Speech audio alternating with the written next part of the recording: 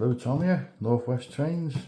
I'm actually in the dining room today because it's the only space I've got at the moment to do this video. I thought I'd have a go at sound fitting this Class 26 and also include it in an unboxing video. So here it is. So in case you haven't seen the whole video, this is what I've got. The British Rail Blue Class 26 air braked, and this was just about my first O-gauge diesel loco. Really wanted a Class 26 because I haven't got one in any other scale, and the one I wanted was the BR Green original, but because they have those tablet catches in them, I opted for the British Rail Blue.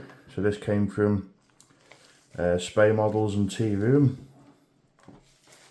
in Grandtown on Spey.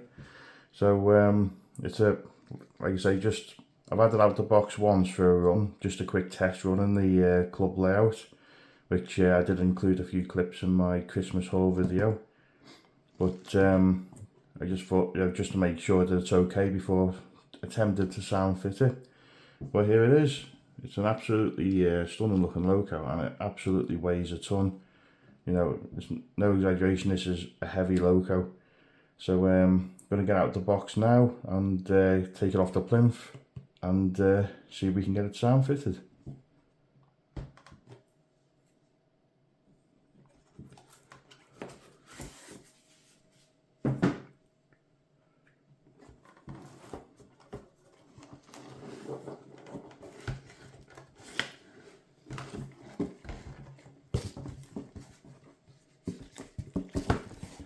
Okay, so that's the rest of the box, which probably don't need to see anymore. I'll keep some of the foam back just in case we need it. And we've got a bag of detail parts. I might put the snowplow on one end, I'm not too sure yet. I'll see how I feel at the end of this video, but I'll probably leave them for now because they're in and out of boxes all the time with not having a permanent layout. So the less to fall off it, the better, really. Right, so it says we need to turn it upside down to take the plinth off. So I can see the two screws there. I'm just using the foam insert to put it on because I haven't got a Loco cradle. I was going to use the Ellis Clark box, but it's a bit too deep, really. So here we go.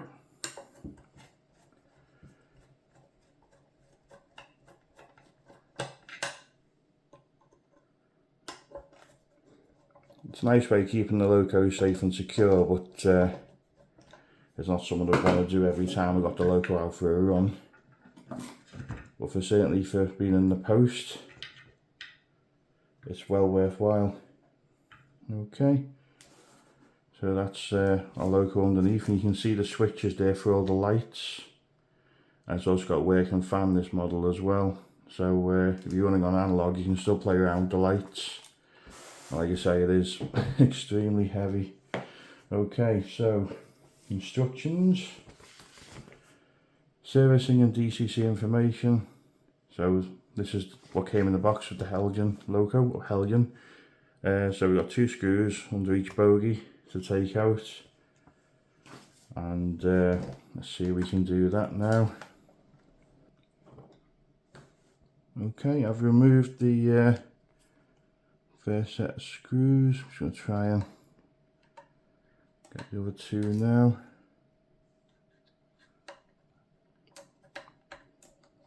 It's just a bit more awkward when you're doing it on camera. Right, because the main reason for doing this as well was there's not really that much info on these decoders on how to fit them or anything. When I got the decoder, it didn't even come with the function sheet on it, which is a bit of a pain. So I'm gonna have to message the person I bought the decoder off and see if there's something I can download. I'm sure there will be. Right, I've unscrewed that now. The next problem we've got is got this little detail part here, which I've unclipped.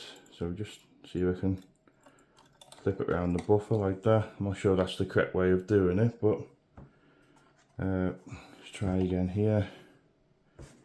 Like I say, it's a little bit awkward when you got trying to do it with one hand. There we go. To be honest, they're quite flexible. Oh, spoke too soon there. You don't get the same worry of snapping them like you do with double O gauge engines, but you still got to be very careful, I suppose. Right, almost there. That's one of the screws that fell out. Another screw. And also it says to be careful when taking the Loco off because of the, just see if I can sit it back down again now. There's another screw. Just one more to go now. Right. Yeah, that connection there, so that's the working fan. Not sure what that is. Well, I presume this is the blanking plate now. We've got to take off.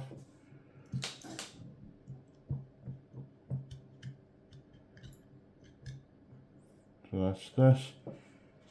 And just going to take a quick look at the instructions again before I go any further. So I think I've hopefully sussed it out now. I've just disconnected the motor for the fan, just so for easiness basically, and I've just stuck it onto the back there. It's already had the double-sided tape on it. So we'll take a look at the decoder.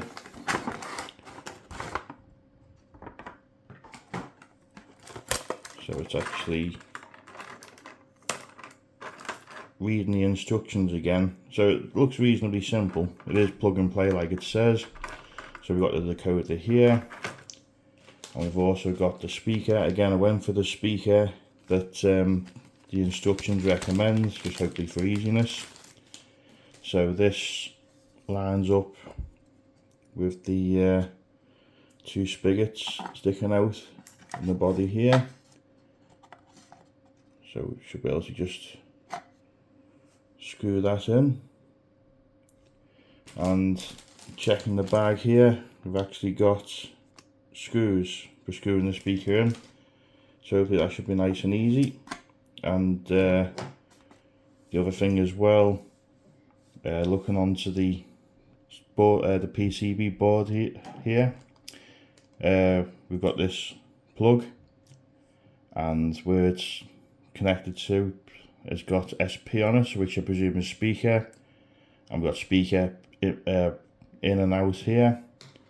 So looking at the decoder itself, we got speaker, so let's try and get it to focus in, speaker plus and minus, so that makes the decoder sit that way. The only other thing in the instructions is, which might be the complication, is we've actually got to cut some pins off this. Now I've just done it as a little test before, and yet you don't need the pins. There's basically not a socket for them, so the pin goes either side. So I've got the awkward job of trying to cut them off. So I've got to remove the end pin here and here, and just double and triple checking that I'm not going to be cutting off a pin we're going to be using. So basically, sorry that again, so I'll try and get them focused. The light's not great in here. The end pin hasn't actually got a label to it, or doesn't look like it's got a purpose to it, so I don't know if it's just a guide or whether it's just an extra for something else. But yeah, let's just see now if I can remove them. So this one here shouldn't be too much of a problem. That just flew off halfway across the kitchen. It's this one now that could be tricky because it's sort of bent in. Let's just try it. Again, wear safety glasses if you can. There we go. That was actually not too bad. There's still a little piece left. Let's see if we can trim that down a little bit. There we go. That's the best I can do. I mean, the little pins on the side don't look the straightest, do they? But as long as it works. So I'm going to go for it now. See if we get it the right way around again. So speaker that way. Let's see if we can get it lined up and fitted. Okay, managed to get it in with a little bit of persuasion. It's just, as you could see before, it was just one line of the pins was leaning outwards a little bit. So it was a bit fiddly, but I got it on in the end. Hopefully it'll work. I didn't want to force it or anything, so that's why I turned the camera off, so I could just put my head right in to see where it was catching. So I'm just going to try and screw the speaker in now. Just find the other screw.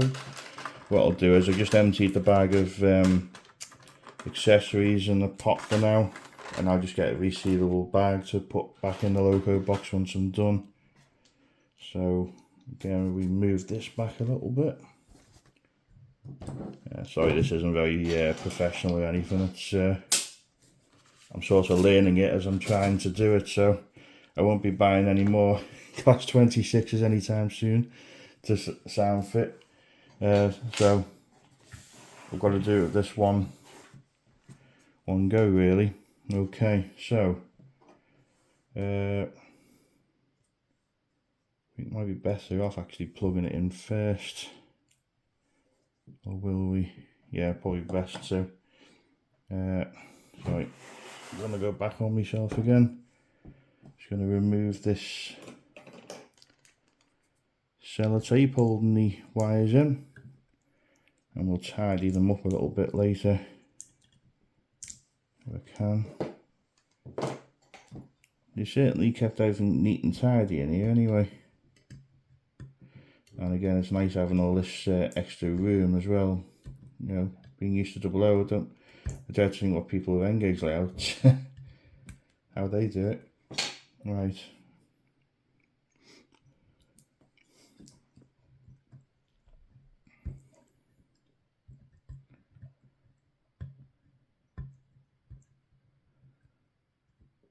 Come on, tape.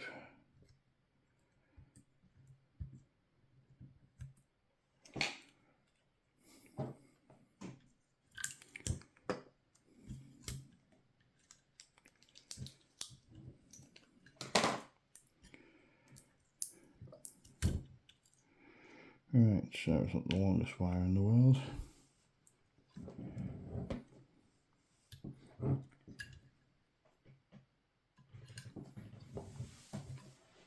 Okay, I've managed to free the tape from the sellotape. So, trying to see, again we go by the instructions, you can see how everything's laid out here. So, speaker there facing the fan, so this is sort of back to front really. So, just going to have to, where's the socket gone? So there's our socket, that's going to plug into, like so. I do like that, if it works anyway. Right, so the problem now is trying to screw this together now.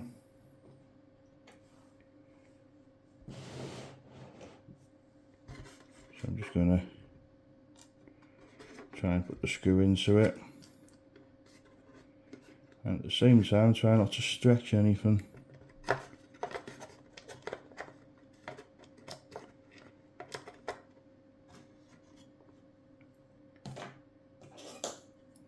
Okay.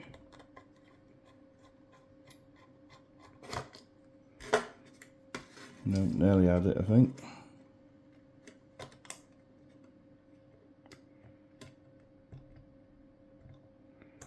Okay, so that screws partly in. It would help if I had a magnetic screwdriver. I always buy them, but they don't seem to stay magnetic for very long. Okay, there we go.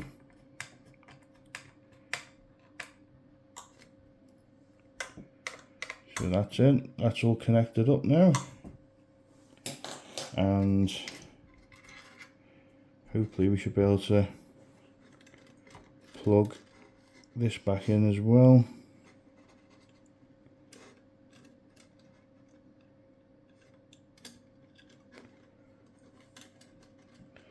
So it's not easy when you've got fat fingers. Alright, here we go. So just push that in. That's come a bit loose, so it's a pity there wasn't a screw attachment for the so this is the PCB for the working fan, or the fan motor. So sorry about the background noise, someone's decided to have fireworks again, even though it's well past New Year's Eve. Right, so I think hopefully now we're good to go. I might have to come back later on and tidy these wires up, but all I'm going to do now is just place this on top of the Loco loosely, and we'll set the track up and see if it works before we put the body back on. Okay, moments of truth, let's see if it works. That's a really good start, isn't it? Right, so I haven't got a function sheet yet, so what I'll do is we'll put the body back on, and I'll see if I can find some kind of function sheet to work off, and we'll go through some of the sounds, and I'll stick it on the rolling road to run it in properly. Okay, back in a sec. Okay, we've got the class 26 on the track, and just before we test it again properly, just thought I'd show a little size comparison. So here's a class 26 up to, or an O gauge class 26 up to a Hornby HST in double O gauge, and we also have a class 33 in N gauge as a bit of a size comparison. So obviously if you're short on space, N gauge is ideal for you, then the next up is double O. But as I've said before, since I've got into O gauge, you know, you just appreciate how much sort of more, you know, more realistic they feel, and how much more quality they feel as well. It sounds strange to see, but like I say, I didn't experience it till June last year. But yeah, just thought it was interesting just to show you that. So let's try out the sound. So I messaged Richard from Roads and Rails, who supplied the sound decoder to me for the list of functions. So we got 0, lights, should be able to just see that, and we do reverse, yeah, and number 1 to start her up.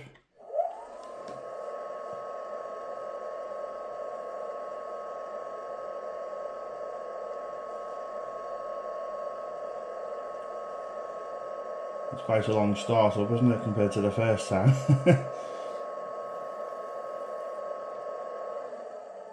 I presume it might alternate between when you turn them on and off.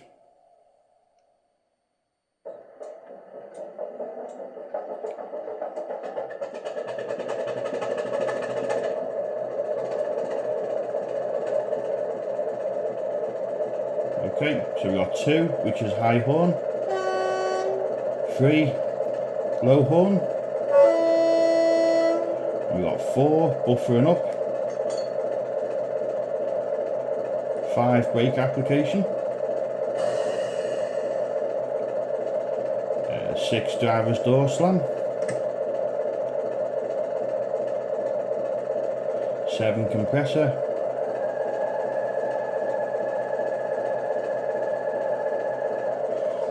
9, flying squeal. We'll see that when the Loco moves. So we've got dispatch whistle 10. So I'm not going to go through all of them. We've got the traction motor blowers, so the fan is 12. I'll put a separate video clip of that running, but I can show you it does work. It's a nice little extra feature. So we got various other things. We got sanders, windscreen wipers, And we'll try this directional cab light, which is 19. So you've seen that illuminated, you should just about be able to see it. But if I turn the light off now, should be able to see it better, and we'll just change the light round to reverse. Okay. Right, so let's see the Loco move then. Only going to do it a couple of times and then it's going to go on the rolling road then to be running.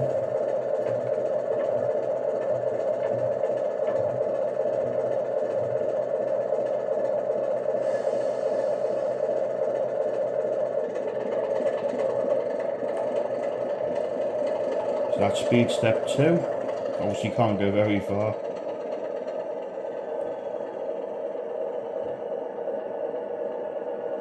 Okay, let's turn it around so the cab lights come back on this end. Speed step, we'll try speed step 1 and see what it does.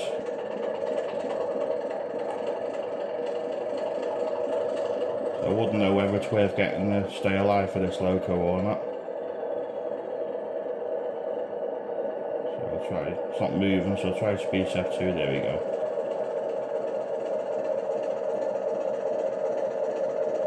Down to 1.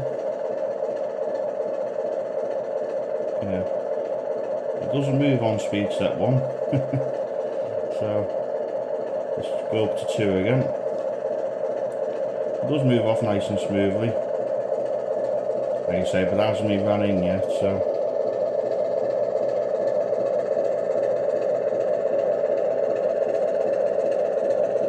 Okay, let's try the flange squeal, number 9.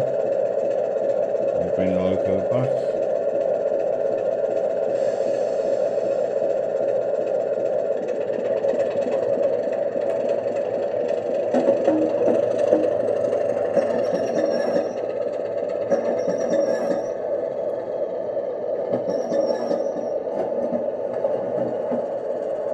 It does say the sound changes with variable speed. I'm obviously only going really slow, so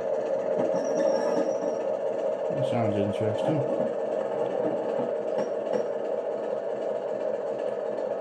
Okay, let's just bring it back a sec.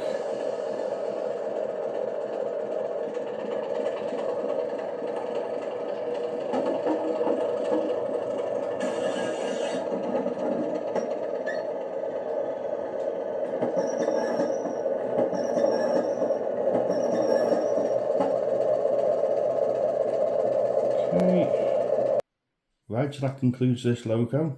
Very happy with it, and it was actually really easy to do, this new plug and play system. That's why I'd probably opt for a more modern Loco than an older one, especially when you got all sorts of offers on like you do now. I'm very happy with it. It's a very detailed looking Loco. It's got the lighting, everything you have on a 00 gauge model, and like I say, it's so heavy it'll pull, I think it'll pull at least 10 or 12 coaches, no problem. And but yeah, we'll get some clips of it on the rolling road. We'll get some clips of it on the club test track when I take it around there, and hopefully in the future we'll see it on Bowen Road and maybe even at an exhibition. And also next to come with the O gauge will be the Gauge Master stroke Dapol Class 09. So I'm looking forward to getting that out to test. And we've also got the Suburban coaches from Ellis Clark to have a look at as well. Just finding the time to do it all now. So I'll be back to work next week, so it's yeah, the holiday's over. Anyway, the next thing for this is get this numbered up as well, so I've got to think of a preserved example. It's got the same livery at the moment, and that's the next job for the Class 26. And like I say, hopefully have it on an exhibition in the future. And yeah, and if you have any other suggestions for what you want to see next in terms of O gauge or, well, other scales, please put it in the comments as always. And if you lasted this long, thank you again for watching. Keep an eye out for the next video, and bye for now.